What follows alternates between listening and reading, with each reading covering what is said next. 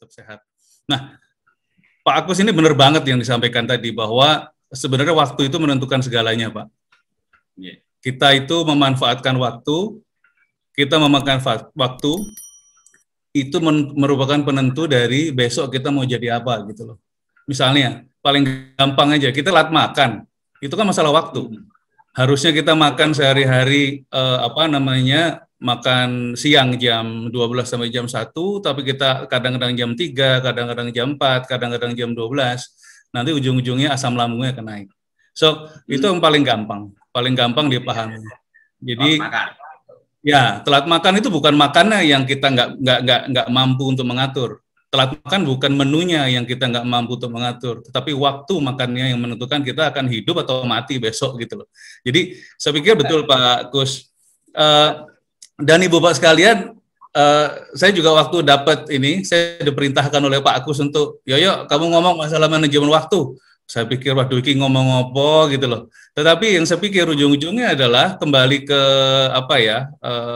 harkat martabat kita sebagai manusia dan profesional.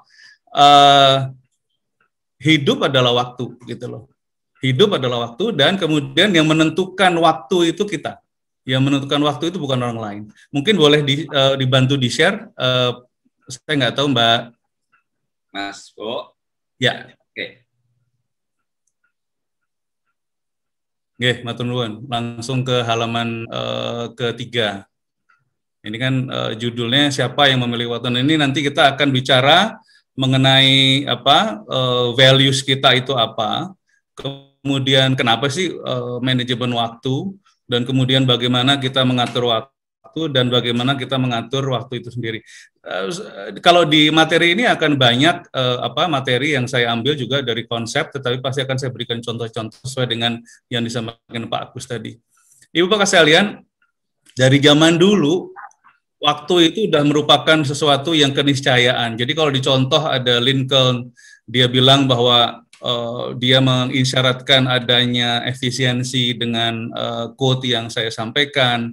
Kemudian Benjamin Franklin juga menyatakan bahwa kalau kita nggak aware dengan waktu, maka kita nggak akan kemana-mana, nggak akan jadi apa-apa. Karena waktu nggak akan pernah berhenti berjalan. Yang berhenti berjalan itu kita.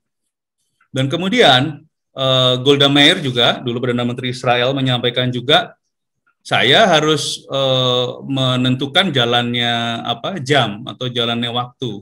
Bukan saya diperintahkan oleh jam untuk ngapain. Jadi saya yang harus menentukan waktu itu berputar sesuai keinginan saya. Juga Iacocca pada tahun 80-an itu role model dari business school waktu adalah ya sama. Jadi mengenai efisiensi, yaitu kalau mau pakai waktu kita masing-masing, ya kita harus tahu apa yang penting. Dan itu akan menentukan apa yang akan kita dapatkan nantinya. Kata-kata di sini penting nanti dalam teori-teori tahun 2000-an, tahun 90-an juga sama. Kita harus fokus kepada hal yang important.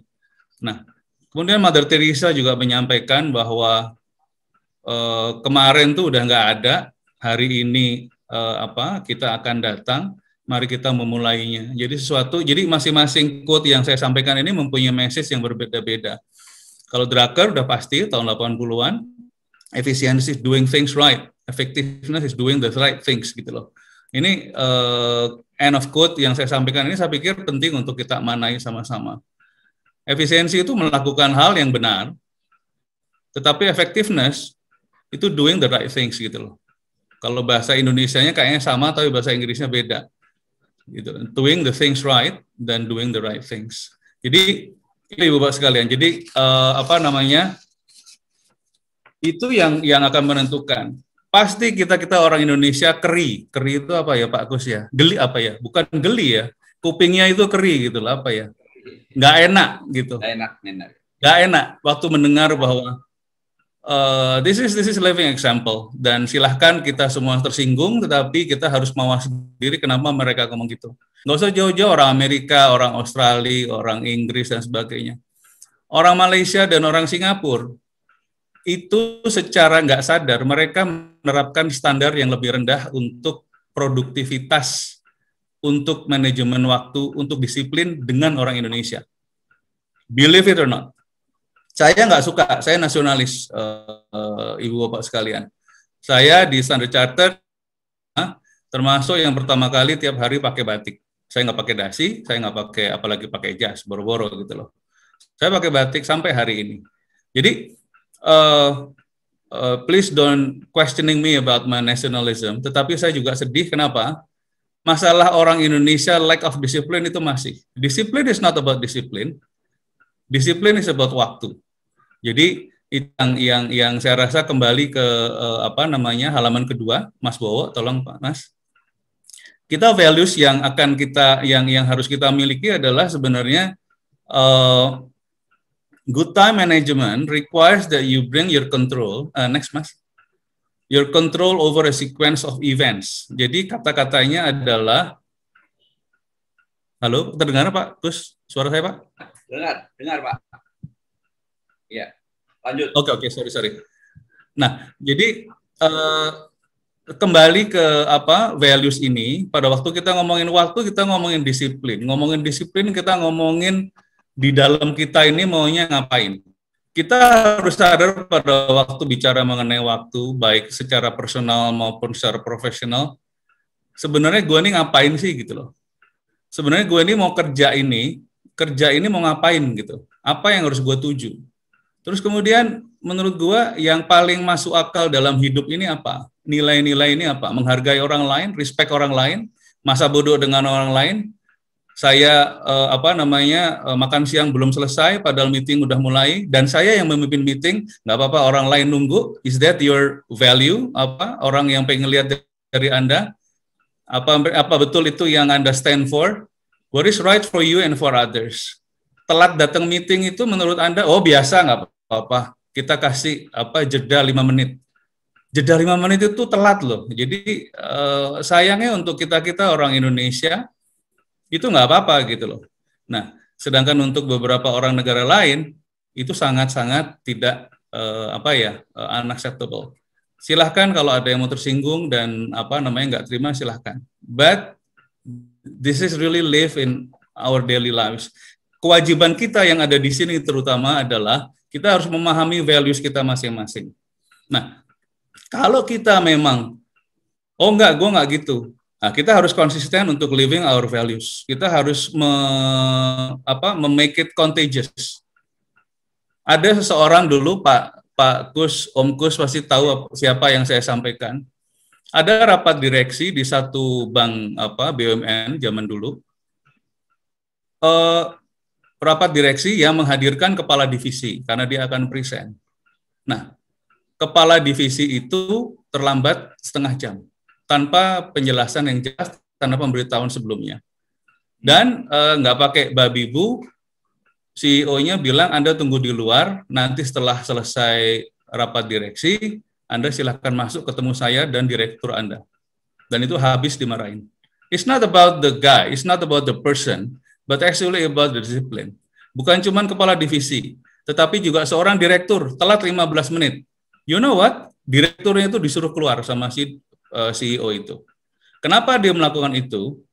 Bank BUMN tersebut erat kaitannya dengan Bank Deso. Sekali lagi untuk era-era lahiran milenial kayak sama saya sama Om Kus pasti paham lah itu bank apa, gitu ya Om Kus ya. Jadi image itu ingin dihilangkan. Caranya gimana? Itu salah satu yang dimulai, yaitu dengan disiplin. Kenapa Om Kus?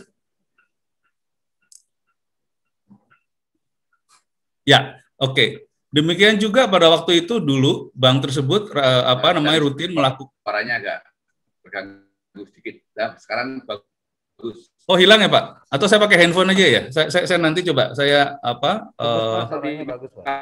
Bagus terus ya Pak. Bagus suaranya Pak. Sorry ya, saya di rumah soalnya jadi mungkin terganggu ininya.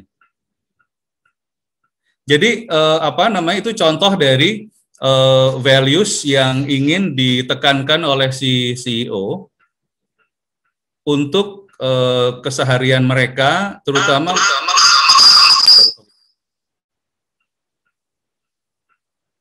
sebentar Pak, maaf Pak. Oke, nah Itu mengenai values. Jadi intinya pada waktu kita terima kasih Bu Maria. Jadi intinya pada saat seseorang ingin merubah values di organisasinya, is actually saya akan sampaikan nanti, it start at the top. It's not start from the top. So it start at the top, itu berbeda dengan from the top.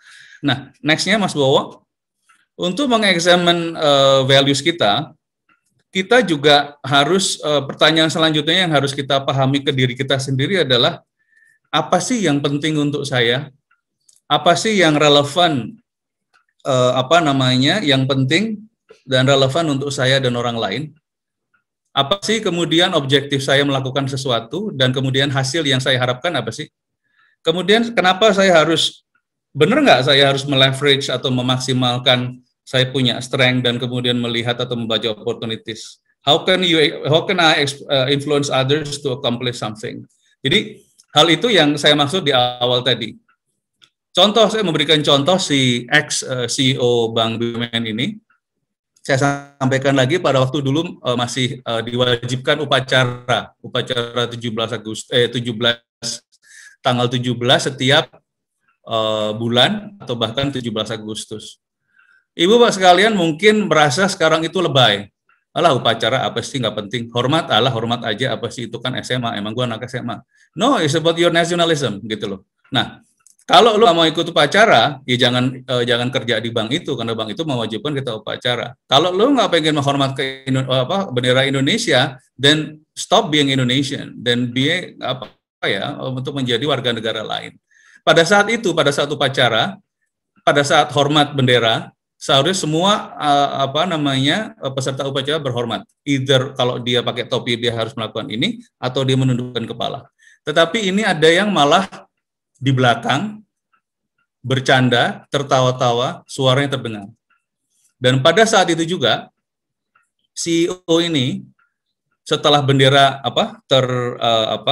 berkibar, selesai dinaikkan, CEO ini meminta kelompok yang tertawa tadi untuk maju ke depan. Dan diminta untuk mempertanggungjawabkan. Bagaimana Pak? Kayak waktu aku SMA, Pak. Nah, betul, Pak. Waktu aku SMA. Nah, iya betul. Jadi itu disetrap. Jadi itu dipanggil ke ruang CEO-nya bersama dengan direksi masing-masing dan ditegur. Kenapa? Itu sebetulnya untuk merubah values dari organisasi tersebut, ya. Jadi sebenarnya kita ngomongin values dulu. Sebenarnya penting buat saya apa, saya harus ngapain dan sebagainya. Nah, dari situ kemudian timbul kenapa sih? Jadi kalau orang yang memang tidak ingin melihat lebih jauh, dia akan melihat bahwa oh, gue disetrap karena nggak hormat bendera. No, it's not nggak hormat bendera. Tetapi important buat Anda apa? Relevan buat Anda apa? Kalau Anda melakukan itu aja nggak mampu, bagaimana dengan kinerja Anda? This is about value, sesuatu yang intangible. Next-nya, Mas Bo. Nah, kembali ke time management. Menurut saya, next-nya lagi, menurut saya time management, disiplin dan sebagainya berkaitan dengan disampaikan oleh Pak Thomas tadi. Kalau yang saya dengarkan mengenai productivity, ujung-ujungnya productivity hanya adalah angka, adalah formula atau rumus di kertas. Ujung-ujungnya adalah manusianya. Kalau manusianya tidak mampu untuk memanage mereka punya waktu, memanage mereka punya disiplin, then the organization is a total failures. Nah, sebenarnya apa sih ujung-ujungnya kalau dari teori time management itu apa? Ya, time management itu kalau dilihat dari tulisan yang saya sampaikan ini adalah is about goal setting, bagaimana planning, prioritizing, decision making, dan delegating. Kedengarannya simple. Saya nggak ngomong politik, saya ngomong apa yang saya lihat sendiri dan saya rasakan sendiri. Pasti Ibu Bapak sekalian tahu, beberapa waktu yang lalu ada suatu provinsi yang dengan biaya mahal membangun yang namanya trotoar. Dan kemudian tidak berapa lama trotoar itu dibongkar lagi. Dan pasti Ibu Bapak juga di satu provinsi paham bahwa pada katakanlah bulan Juli sampai bulan September dibangun perbaikan jalan. Kemudian bulan November hingga Januari, jalan itu dibongkar lagi. Kenapa? Karena akan diperbaiki jaringan telepon dan jaringan air, pipa saluran air. Saya nggak ngerti, tetapi yang jelas bagi saya itu bukan menunjukkan tindakan yang terorganisir dan terplanning. Itulah contoh yang menurut saya bukan yang untuk kita ambil contoh sebagai keseharian kita. So, skill separate time management success, mohon maaf itu ada typo, dari failure adalah skill-nya harus ada awareness. Tadi melalui values. Arrangement melalui yang saya sampaikan, goal setting dan sebagainya tadi, lalu adaptasi. Kita komit nggak melakukan itu. Next-nya, Mas Bowo. Nah, untuk yang sebenarnya ini sesuatu yang Ibu Bapak sekalian juga pasti paham, tetapi saya hanya mengingatkan saja. Benefit dari time management intinya adalah time management itu, waktu itu adalah milik kita. Waktu itu menentukan kita, bukan orang lain. Kenapa sih kalau kita menggunakan waktu dengan baik, benefitnya, manfaatnya apa sih? Yang jelas saya tuliskan di situ adalah ya kita nggak akan stres gitu loh. Kita nggak akan frustrasi. Kenapa? Kita ada acuan. Jam sekian sampai jam sekian pada hari apa, kita melakukan apa, kemudian selesai atau tidak, kita evaluasi, kemudian jam sekian sampai jam sekian kita melakukan. Jadi kita mempunyai kontrol atas apa yang kita lakukan, bukan gerambiang, kita bukan scattered. Nah, kemudian dengan adanya time management kita atur sendiri, kita bisa fokus dengan apa yang kita lakukan. Yang jelas, more quality time. Di salah satu teori, mungkin Ibu Bapak sekalian juga paham, nanti di belakang akan saya sampaikan contohnya, yaitu Pomodoro Techniques. Itu dengan kita melakukan secara disiplin yang saya sampaikan itu, kita punya leisure time di antara tes, di antara waktu A ke waktu B, di antara tes A ke tes B. Yaitu quality time, misalnya kalau kita melakukan pada jam kerja, misalnya kita bisa break, kita bisa ngopi dulu, kita bisa nge-snack dulu, kita bisa tidur dulu selama 5 menit, 10 menit, dan sebagainya. Kalau kita bisa ngatur. More opportunities. Instead of kita istirahat, kita bisa melakukan hal yang lain untuk opportunity lainnya. Kemudian, kemampuan untuk merealize objektif. Jadi kita mundur selangkah. Oh, kayaknya gue kebablasan nih. Jadi harusnya melakukannya bukan A, B, C, D, tapi langsung ke G. Jadi kan A, B, C, D, E, dan sebagainya. Jadi ada waktu untuk kita mawas diri dulu. Dan jelas meng-increase energy level. Nah, sedangkan kekurangannya, Mas Bowo, next-nya, kekurangannya kalau kita nggak managing time properly, ya udah pasti poor goal setting. Misalnya, dari dari grup atau mungkin dari CEO atau dari CFO, yuk kita punya waktu seminggu, tapi tolong saya minta untuk analisa productivity untuk unit misalnya finance. Kenapa? Kita mungkin akan restructure dari sisi scaling, dari sisi mungkin layering dan sebagainya. Nah, seminggu buat saya itu bukan 5 hari tapi 7 hari. Bukan 7 hari tapi 5 hari. Nah, kalau saya gedabrukan, saya akan susun tim, udah pokoknya kita gini dan sebagainya, tanpa saya melihat apa yang harus saya lakukan dari step A, step B, step C dan sebagainya. Tetapi intinya saya langsung lihat ke goal setting. Itu merupakan poor goal setting. Kenapa kita nggak memperhatikan kira-kira impact-nya apa sih? Sebenarnya yang saya dengar itu benar nggak sih dari rekan saya CFO itu, dari CEO itu? Pertanyaannya gini, kelemahan saya yang harus saya avoid selalu adalah saya tidak ingin mendengar apa yang ingin saya dengar. Saya tidak ingin melakukan itu. Saya ingin mendengar apa yang dia katakan. Even advancing that, saya ingin mendengar apa yang dia maksudkan. Nah, ini adalah salah satu dari bagaimana kita menata diri kita untuk mengelola goal setting. Nah, berikutnya adalah failure to kita gagal untuk memprioritaskan. Harusnya prioritas 1 ternyata menjadi prioritas 3 dan sebagainya. Kenapa? Karena kita nggak managing time properly. Nggak ada self-knowledge, pokoknya asal jalan aja.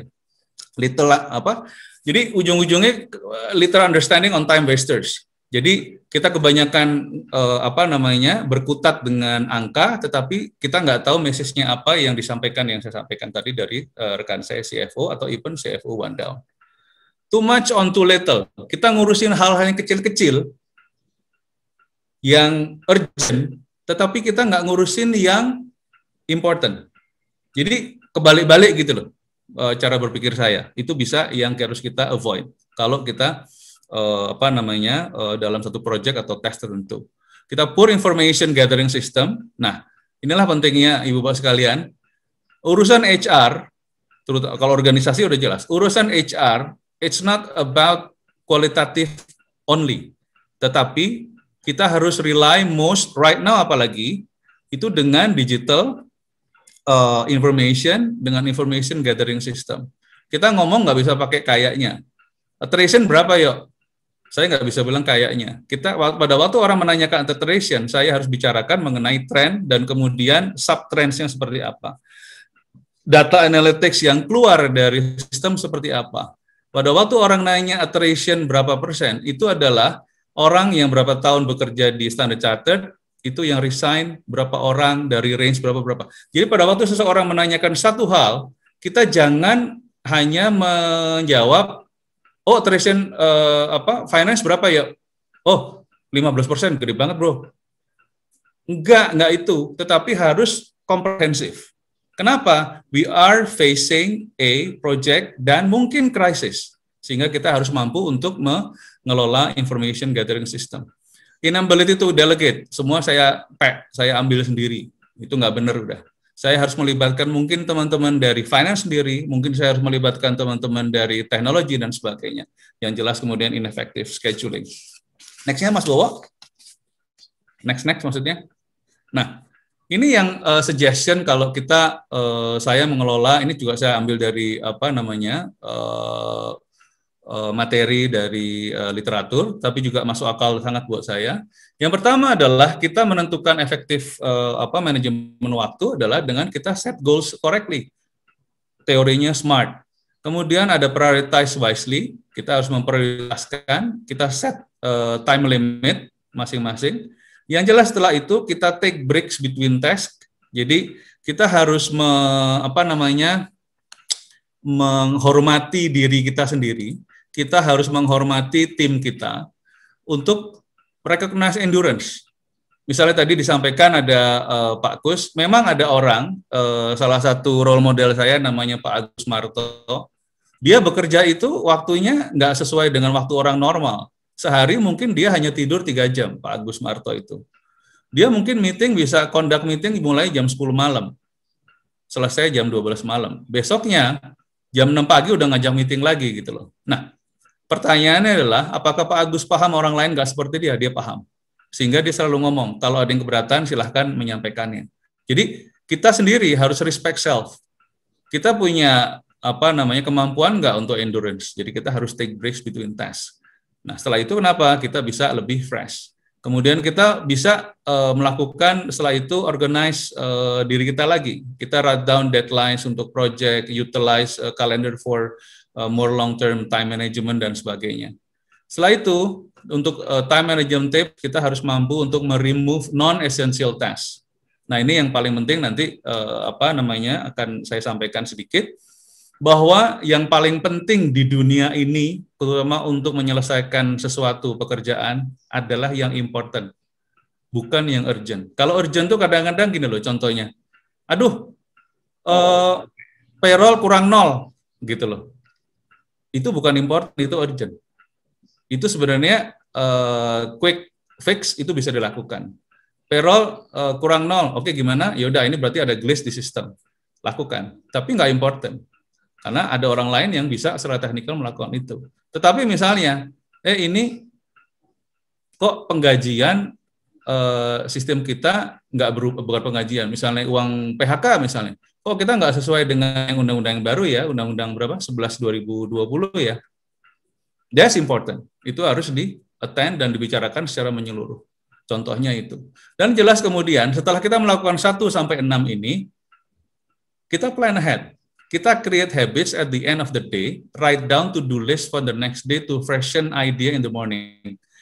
Saya juga mencoba untuk membiasakan diri saya setelah selesai, misalnya ini hari normal ya, atau mungkin yang sekarang ini pada waktu banyakkan dari rumah, saya nulis di secari kertas yang hari ini tadi parking lot saya apa, 1, 2, 3, 4, terus saya tandain, saya kasih bintang mana yang menurut saya harus saya attend, maksud saya adalah important.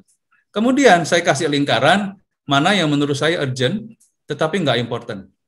Dan nggak saya kasih apa-apa kalau yang memang nggak ada impact-nya. Saya hanya membutuhkan koordinasi dari teman-teman, baik dari HR maupun non-HR. Setelah itu, hari ini, untuk besok saya ngapain? Sama, saya tulis seperti itu. Jadi, itu harus menjadi habits yang kita lakukan, bukan dari personal saja, tetapi juga organisasi. Kalau tools-nya, adalah namanya Kanban boards. Kanban boards itu sebenarnya simple. Jadi kita taruh di papan tulis, tulisannya mana yang prioritas, mana yang progress, dan sebagainya. Nah, ini adalah suggestion untuk effective time management. Next-nya Mas Bowo. Saya berusaha cepat ya. Nah, implication-nya, mohon maaf ini salah ketik lagi. Implication-nya adalah, ya sama tadi sudah sampaikan sebelumnya, ada poor workflow, ada wasted time, ada loss of control, poor quality of work, dan poor reputation. Ujungnya Ibu dan Bapak sekalian, saya sampaikan slide ini, yang paling penting adalah yang terakhir. Poor reputation. Kalau kita nggak mampu, ujung-ujungnya adalah, ini kenapa kok gini-gini? Oh, sorry, it's my mistake. Meeting hari Senin, pagi. Meeting hari Senin, siang. Ini kok datanya kok begini? Oh, sorry, it's my mistake. Pokoknya salah gue terus, ujung-ujungnya kita salah terus gitu loh. Nah kalau salah terus, kalau internal tanda kutip mungkin masih oke, tetapi which is not okay, karena itu poor reputation. Tapi kebayang kalau kita sama di luar, kita presentasi, RM presentasi ke calon klien, ke corporate banking misalnya, teman-teman corporate banking RM, present, dan kemudian ternyata slide-nya salah. Padahal itu adalah perusahaan besar misalnya, dengan aset yang misalnya 10 triliun, dan itu adalah salah satu pemain besar di Indonesia, dan kita salah slide. Dan kemudian, atau salah proposisi, salah produk, atau salah services. Atau mungkin misalnya, cap-nya, judulnya, misalnya PT Alibaba misalnya. Kita tulis PT Abu Nawas, yang merupakan kompetitor mereka. It's gonna ruin client expectation. Kenapa? Ujung-ujungnya adalah, aduh sorry Pak, ini kenapa? Ya karena ini buru-buru ngerjainnya, saya juga nggak sempat. It's not, nggak ada istilah buru-buru dan nggak sempat. Bisnis, waktu nggak akan pernah berhenti. Kita yang lambat untuk melakukan apa yang harus kita lakukan. Next-nya Mas Bowo. Nah, ada beberapa teknik secara teori yang ada di market, ada di scholar menyampaikan teori. Ada banyak banget. Saya hanya menyampaikan beberapa ini. Ada SMART goals, pasti udah kebanyakan tahu mengenai SMART. Ada lagi Eisenhower matrix. Itu bagaimana memprioritaskan, ada Kanban untuk track progress tadi saya sampaikan, kemudian do the work, DW, untuk distract avoidance, itu bagaimana caranya kita melakukan saya belum sampaikan tadi, distract avoidance juga sama Ibu Bapak sekalian. Terasa nggak kadang-kadang Anda harus melakukan sesuatu important dan urgent parahnya, Anda cuma punya waktu 30 menit, tetapi kemudian, saya nyontohin saya aja, jangan Ibu Bapak sekalian. Saya sebagai head of HR, kemudian CEO datang ke tempat saya. Pak, dari something that I need to talk. Apa? Ini loh, kompetitor kita gini-gini. Dan saya tidak mempunyai keberanian, courage untuk mengatakan, sorry Andrew, I'm still doing this, and then this will do 25 minutes from now. Can I talk to you later? Nah, maaf, sekali lagi. Kalau misalnya orang Indonesia pada umumnya akan sungkan melakukan itu. Kenapa? Menyakiti perasaan dia, ogah konflik, dan sebagainya. Ibu Bapak sekalian, do the right thing. Anda harus ngusir dia dari hadapan Anda. Sehingga Anda melakukannya, kembali fokus kepada ini, your task. Itu distraction avoidance itu ada tools-nya, ada focus list dan one big thing. Itu menarik kalau kita mau address sedikit. Nah, kemudian ada lagi Pomodoro teknik. Tadi saya sampaikan, yaitu break between tasks. Kemudian adalah get things done, break bigger task. Jadi misalnya ada masalah apa, ada case segini. Kemudian untuk mempermudah itu dibagi-bagi, bagi menjadi 4 lah, 1, 2, 3, 4. Ditambah lagi misalnya get things done ini kita mendelegate kepada tim kita atau kepada counterpart kita, sehingga instead of dilakukan secara urut, dilakukan secara bersamaan selagi dimungkinkan. Kemudian bisa dikompil jadi satu, dikonsolidate belakangan, kalau dimungkinkan. Tapi, I tell you, most things itu bisa dilakukan dengan melakukan teori ini, get things done. OKR, itu disampaikan oleh Pak Gus juga, apakah ada yang menggunakan. OKR adalah objektif key result. Jadi, objektifnya apa, key resultnya apa. Pickle jar teori dan sebagainya, lalu Alpen method. Penjelasan sedikit akan saya sampaikan di next-nya, Mas Bowo. Nah, SMART goal gunanya apa? Untuk mendetermine objektif. Eisenhower matrix untuk mendetermine apa? Mendetermine prioritas. Ya, di sini yang disampaikan adalah yang kalau memang harus dilakukan itu yang paling penting adalah kita melakukan important dan urgent. Kita kalau ada urgent tapi nggak important, kita delegate. Kalau enggak, kita attend nanti, kita address nanti. Not urgent, tapi important, kita schedule. Kemudian, not important, not urgent, ya udah, maksudnya eliminate aja, atau mungkin di delegate. Jadi, kita harus mampu untuk memilah-milahkan. Sekali lagi, if you are leader, start from you. Jadi, kalau misalnya Anda itu memulai sesuatu, maka bahwa Anda akan melihat dan menirunya. Lakukanlah itu dari kita, mulai dari kita. Kemudian berikutnya adalah Kanban boards. Ini agak urut ya, Ibu Bapak sekalian. Kita melakukan determinant objektif, berikutnya kita memprioritaskan, kemudian kita men-track progress. Pakai apa? Pakai Kanban board. Kanban board itu sebenarnya simple aja, to do, in progress, dan done. Jadi kita taruh di kayak sticky note itu apa namanya? Ya itulah tempel-tempel kuning-kuning merah-merah itu loh. Itu ditaruh di situ, kemudian itu juga ada sistemnya. Sistemnya juga ada ada Kanban flow, ada Trello, ada Kanban Nice dan sebagainya. Nah, kemudian do the work. Intinya adalah itu mengajak kita untuk mempelajari diri kita sendiri bagaimana mengkonsentrasikan, memfokus dengan distraction free. Untuk free dari distraction. Nanti saya sampaikan. Next-nya Mas Bowo. Nah, berikutnya adalah Pomodoro. Tadi saya sampaikan Pomodoro itu adalah take breaks during your deep work. Jadi contohnya di sini, ini ternyata saya juga baru realize anak saya waktu dia dulu masih di SMP atau SMA, dia juga diminta gurunya melakukan teknik seperti ini pada waktu bikin paper. Dan menurut dia it works gitu loh. Jadi orang tuh kerja sekian menit selama beberapa set, ada Pomodoro tuh tomat bahasa Itali. Jadi Pomodoro-nya habis, kemudian lakukan lagi Pomodoro kedua, dan seterusnya, kemudian break untuk each-nya 3-5 menit. Setelah 4 Pomodoro, dia break lagi 15-30 menit. Itu konsepnya. Tetapi pada realitanya adalah, you have to take break. Understand your endurance dan sebagainya. Get things done adalah berikutnya, itu teknik berikutnya. Tadi saya sampaikan break bigger tasks into smaller manageable steps. Jadi ada steps-nya yang bisa dilakukan. Intinya adalah mereka menyebutnya out of stress free productivity. OKR adalah objektif merupakan arahnya, direction, dan key result indicate how you will get there. Jadi teorinya seperti itu. Mungkin nanti ini menarik Pak Om Kus. Ya. Kalau misalnya masing-masing teknik ini akan dijadikan satu session, lumayan nih Pak. Betul. Jadi ini menarik karena this is actually how we manage our time, tapi dengan beberapa aspek yang kita pahami. Nextnya Mas Bowo, ada lagi pickle jar teori. Pickle jar teori sebenarnya teori yang umum, most important first kita lakukan. Jadi pickle jar teori itu punya satu bentuk pemahaman, ada pasir, ada kerikil, ada batu. Yang paling besar yang mana? Yang batu. Nah, bagaimana caranya supaya kita mengeliminir pasir, kita mengeliminir kerikil, kita konsentrasi ke batu dulu.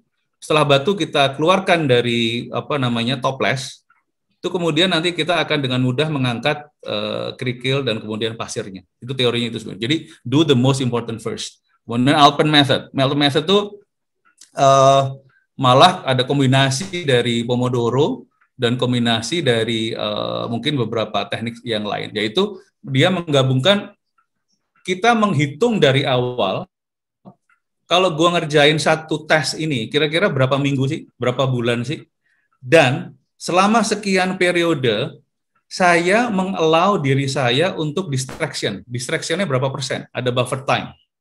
Jadi, saya harus melakukan apa? Distraction dia bukan tidur-tidur gitu loh, tetapi saya melakukan hal yang lain. Itu berapa persen yang saya izinkan, dan itu saya schedulekan. Ini Ibu Bapak sekalian, yang menarik adalah kalau dari saya terus terang nggak mengikuti, tidak menjalani semua teori ini, tetapi ada beberapa teori yang saya pikir, oh ternyata gue ngelakuin ini ngikutin teori yang ini ya. Kita bisa melakukan combo, Ibu Bapak sekalian, tergantung dari kepentingan kita. Intinya adalah esensinya yang kita lakukan seperti apa. Next-nya, saya juga yang terakhir ini saya ingin menyampaikan hasil research dari Michael Porter dan Noria, mereka scholars dari Harvard Business School. Jadi mereka melakukan research. Pointer sangat gampang dilihat di sini. Dia research 27 CEO dari 300 CEO yang hadir seminarnya dia. CEO itu average working hours-nya kira-kira hampir 10 jam sehari. Average ya. Average sleeping-nya kira-kira 7 jam, 6 jam sampai 7 jam sehari. Kemudian average kira-kira exercise atau sport kira-kira 45 menit sehari. Kalau mereka nggak kerja, mereka nonton TV, baca dan sebagainya. Nah, primary yang dilakukan face-to-face interaction si CEO ini itu 61% dari work time-nya dia. Dan kebanyakan dia di-drive oleh agendanya. Agendanya itu mendrive aktivitasnya dia sehari-hari. 46% dari mereka itu spend time dengan one or more direct reports. Dan 21% dari itu adalah dia dengan direct reports-nya. Nah, ini yang menarik. Meeting lasted an hour, accounted for 32%. Jadi,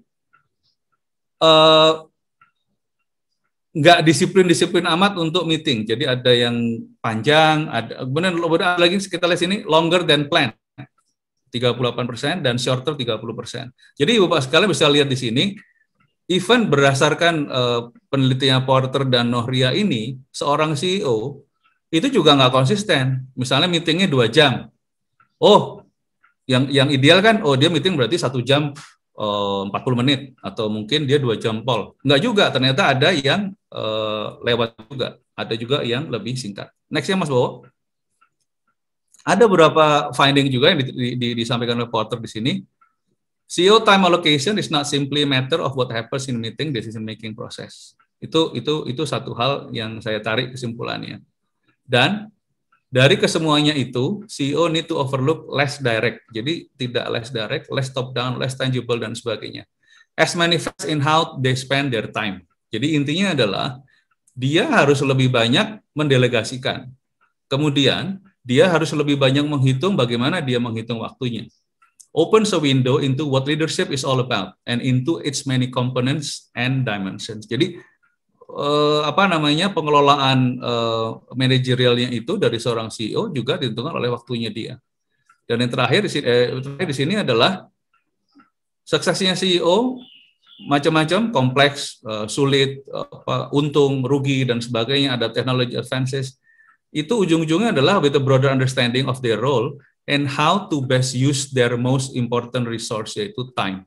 Jadi sama seorang CEO. Seorang CEO juga dari pengalaman saya dari beberapa perusahaan seperti Om Kus tadi, CEO yang belandrang juga sama, CEO yang nggak bisa meeting juga ada gitu loh.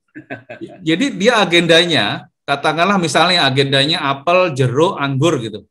Tapi yang diomongin ujung-ujungnya pisang goreng, getuk lindri sama jadah manten gitu loh. Jadi nggak nyambung. Tetapi you know what?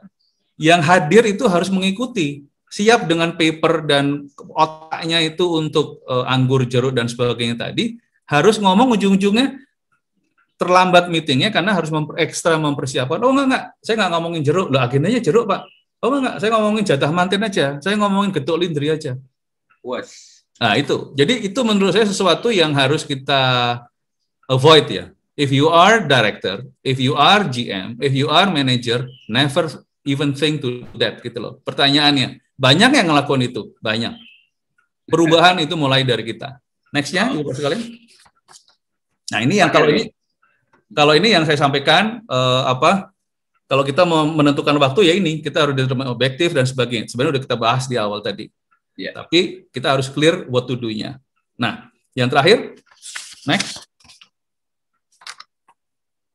Ini pesan saya, managing time is one of most. Jadi intinya, managing time itu bibit dari benih dari sukses, whatever business. Bisnis itu bisa kita ngurusin diri sendiri maupun ngurusin organisasi. Kemudian managing time itu nggak cuman siapa, tapi dari clerk to CEO. Ujung-ujungnya adalah ada habit, ada behavior, dan menjadi values as part of organization structure. Dan managing time principle itu start at the top, bukan start from the top. Kalau start from the top, kita tuh nungguin dari atas gitu loh. Kalau start at the top, yang atas itu kemudian melakukan perubahan, memberikan contoh, itu mulai dari atas, at the top. Tetapi ujung-ujungnya kita masing-masing yang memanage waktu kita, bukan orang lain. Seperti contoh terakhir yang Pak Om Kus tadi sampaikan, Ibu Bapak sekalian. Saya jujur sekolah lagi itu malas gitu loh. Cuman waktu itu saya dapat perintah dari bapak saya untuk ngambil sekolah lagi. Kalau ngambil doktor, itu mungkin ada Ibu Bapak sekalian di sini ada doktor dan kemudian juga sembari bekerja. Nggak gampang Ibu Bapak sekalian. Itu harus melakukan penelitian, bacanya harus banyak. Karena ngambil dokter sama ngambil master kan beda. Ngambil master, lo belajar, lo ujian, lo lulus gitu loh. Kalau ngambil dokter nggak cukup gitu loh. Bacaannya harus banyak, bikin jurnal yang nggak cuma satu, jurnalnya juga nggak boleh yang abal-abal, dan ujung-ujungnya apa? Kapan ngerjainnya? Berat buat saya waktu itu. Setelah subuh, saya ingat banget waktu itu. Setelah sholat subuh, saya udah duduk di depan komputer, udah kertas sama buku berserakan. Itu kira-kira sampai jam 6:30, jam 7. Setelah itu mandi, saya berangkat ke kantor. Saya nggak berani dan nggak mau melakukan itu persiapan di kantor, karena itu against saya punya value, karena ya kantor urusan kantor, sekolah pribadi. Pulang dari rumah, saya mandi, saya buka lagi, kira-kira jam 9, jam 10, saya tidur jam 12, jam 1 misalnya. Itu saya lakukan terus-menerus. Weekend is not a weekend to me. Is apa namanya? Sinau N gitu loh. Jadi bukan weekend, tapi Sinau N. Belajar N. Itu Ibu sekalian, believe it or not, nggak cuma saya, banyak sekali sahabat-sahabat saya. Ada Roni yang dulu CEO-nya Pevindo, ada Kiki sekarang CEO-nya dari investment company itu Dana Reksa dan sebagainya. Mereka bisa melakukannya. So jadi kalau saya bilang sama teman-teman, sama tim saya, sama my counterparts, aduh, gua nggak sempat baca, bohong. Orang nggak sempat baca itu bohong, itu malas namanya. Saya aja yang malas aja bisa baca, punya waktu kok. It's about your priority gitu loh. Nah, sehingga menurut saya adalah yang paling penting kembali ke values yang awal tadi. Kita mau ngapain? Karena itu awal dari semuanya. Saya kira itu aja Pak Kus ya. Saya nggak tahu mau cerita apa lagi. Itu aja nih, komplit ini.